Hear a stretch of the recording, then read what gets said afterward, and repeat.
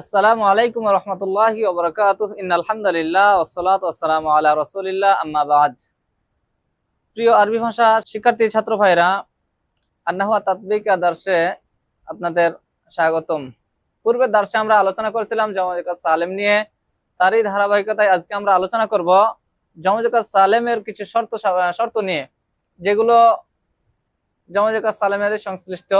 প্রথমে আমরা জানছিলাম গত দার্সে যে জমজকাত সালেম বলা হয় এমন মুফরাদ ইসিম যার শেষে ওয়াউনুন অথবা ইয়ানুন যোগ করে জমা বানানো হয়, এবং তার হুকুম ছিল রফার অবস্থায় ওয়া হবে, নসর অবস্থায় ইয়া হবে, জার অবস্থায় ইয়া হবে। তো জমজকাত সালেম কি কি শর্ত থাকলে জমজকাত সালেম হতে পারবে সেটি নিয়ে প্রথমত আলোচনা। তো এখানে যে বিষয়টি হচ্ছে যে লা ইউজমাউ হাযাল জামআ ইল্লাল আলামু ওয়াস সিফাতু, যে কোনো ইসিম তাকে জমা বানাতে হলে, জমজকাত সালেম হতে হলে আলাম হতে হবে অথবা সিফাত হতে হবে। এই দুইটি শর্ত প্রথম যে কোনো একটি হতেই হবে, আলাম অথবা সিফাত, হয় আলাম হবে না হলে সিফাত হবে। এরপরে যদি কোনো ইসিম আলাম হয় তাহলে তার জন্য আরো কিছু শর্ত রয়েছে। যেমন দেখেন, একটা ইসিম আলাম হয়েছে, এরপরে তাকে মুযাক্কারের জন্য আলামটা হতে হবে। যেমন দেখেন, একটা উদাহরণ বলি, রজুলুন শব্দটা আলাম নয়, এখন রজুলুন শব্দকে জমজকাত সালেম বানানো সম্ভব নয়। দ্বিতীয়ত যেটা বললাম যে জমজকাত সালেম যদি আলাম হয় তাহলে তার জন্য সেটিকে মুযাক্কারের জন্য হতে হবে। যেমন দেখেন, হিন্দুন জাইনাবু একটা আলাম আলাম হয়েছে, কিন্তু সেটি মুযাক্কারের জন্য হয়নি, এই জন্য এই শব্দটিও জমজকাত সালেম হবে না, বানানো যাবে না। দ্বিতীয় যে শর্ত সেটি হচ্ছে লিআকিলিন, মুযাক্কার এবং আকিলের জন্য হতে হবে।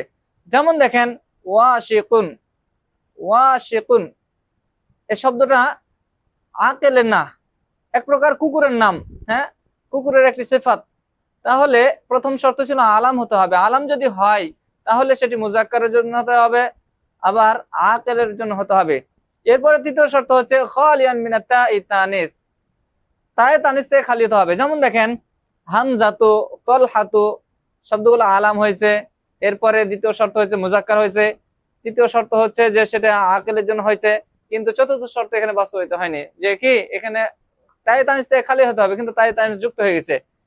পঞ্চম নম্বর যে শর্ত হচ্ছে সেটি হচ্ছে ওয়ামিনাত তারকিব, শব্দটি মুরাক্কাব হওয়া যাবে না। তাহলে আলাম, কোন ইসম আলাম হলে তার জন্য আরো চারটি শর্ত, এই চারটি শর্ত বাস্তবায়ন হলে সেটি জমজকাত সালেম হবে। তারকিব যদি হয় তাহলে সেটি জমজকাত সালেম হবে না। যেমন দেখেন, সিবওয়াই, তাআব্বাতা শাররান, জাদাল হক, এই মুরাক্কাব শব্দ, এগুলো কি বানানো যাবে না, জমজকাত সালেম বানানো যাবে না। দ্বিতীয় নম্বর, কিন্তু কোন ইসিম যদি আলাম হয়, মুযাক্কার হয়, আকিল হয়, তাই তানিস থেকে খালি হয়, তারকিব থেকে খালি হয়, তাহলে সেটি জমজকাত সালেম বানানো যাবে। যেমন দেখেন, মুহাম্মাদুন, হ্যাঁ, মুহাম্মাদুন এর শেষে ওয়ানুন অথবা যোগ করে কি করতে পারবো আমরা, মুহাম্মাদুনা বলতে পারবো। তারপরে যাইদুন, আলিয়ুন এই শব্দগুলোকে আমরা পর্যায়ক্রমে জমজকাত সালেম বানাতে পারবো। কেন? এর মধ্যে আলাম এবং পরবর্তী চারটি শর্ত বাস্তবায়িত হয়েছে। দ্বিতীয় নম্বর যেটি বলছিলাম যে আলাম অথবা সিফাত হতে হবে। এখন কোন ইসিম যদি সিফাত হয় তাহলে তার জন্য চারটি শর্ত। যেমন দেখেন, একটা ইসিম সিফাত হয়েছে, যেমন হাইদুন মুরদিউন, তো সিফাত হলে তার জন্য চারটি শর্ত। প্রথম শর্ত হচ্ছে সে সিফাতটি মুযাক্কারের জন্য হতে হবে। হাইদুন এই সিফাতটি মুআন্নাসের সিফাত, এজন্য তাকে মুযাক্কার সালিম বানানো যাবে না। দ্বিতীয় নম্বর শর্ত হচ্ছে সিফাতের লিআকিলিন, সিফাতটা হতে হবে আকিলের জন্য। যেমন দেখেন, সাহিলুন ওয়া সাবিকুন, সাহিলুন সাবিকুন এই শব্দ দুটিকে যদি আমরা কি জমজকাত সালিম বানাতে চাই তাহলে হবে না। কেন? এগুলো হচ্ছে ঘোড়ার এক প্রকার সিফাত, তাহলে সেটা গয়রে আকিল, এজন্য সিফাত হওয়া শর্ত, সিফাত হয়েছে কিন্তু আকিলের জন্য হয়নি, এজন্য এটিকে জমজকাত সালিম বানানো যাবে না। তিন নম্বর শর্ত হচ্ছে খালিয়ান মিনাত তাই তানিস, তাই তানিস থেকে খালি হতে হবে। এমন সিফাত যেটা মুযাক্কারের জন্য হবে আবার আকিলের জন্য হবে, তাই তানিস থেকে খালি হবে। যেমন দেখেন, আল্লামাতুন ফাহামাতুন সিফাত হয়েছে, আল্লামাতুন ফাহামাতুন সিফাত হয়েছে, আকিলের জন্য সিফাত হয়েছে, এরপরে মুযাক্কারও হয়েছে, কিন্তু তাই তানিস থেকে খালি হয়নি, এই জন্য এটাকে জমজকাত সালিম বানানো যাবে না। চার নম্বর শর্ত হচ্ছে লাইসাত আলা উজনে আফআলু আল্লাযী মুআন্নাসুহু ফালাউ, আফআলু ওজনে যার মুআন্নাসটা ফালাউন ওজনে আসে, এই ওজনে হওয়া যাবে না। এবং ওয়ালা আলা উজনে ফালানু আল্লাযী মুআন্নাসুহু ফালা, যে ফালানু এর মুয়ান্নাস ফালা ওজনে আসে সেই ইসম হওয়া যাবে না। যেমন দেখেন আহমারু, আখদারু, আসফারু, আহওয়ালু, এগুলো কি আহমারু, হামরাউ, ফালাউ ওজনে আসে, এজন্য ইসমটি জমজেকা সালেম হতে পারবে না।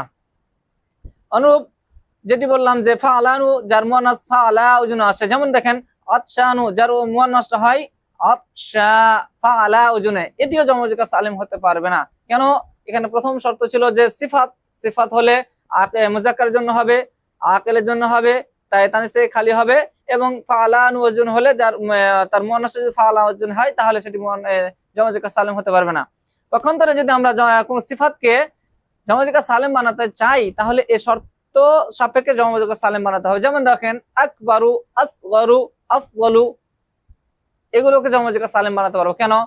প্রথমত সিফাত হয়েছে, দ্বিতীয়ত মুজাক্কারের জন্য হয়েছে, 3 নম্বর শর্ত আকলের জন্য হয়েছে, তারপরেরটি হচ্ছে তাই তানিস থেকে সেটি খালিও হয়েছে, এবং যে শর্ত যে ওজনে আসা নিষেধ সে ওজনে আসেনি। সুতরাং এগুলোকে আমরা জমজেকা সালেম বানাতে পারবো। প্রিয় উপস্থিতি, অবশ্যই অবশ্যই আমরা জমজেকা সালেম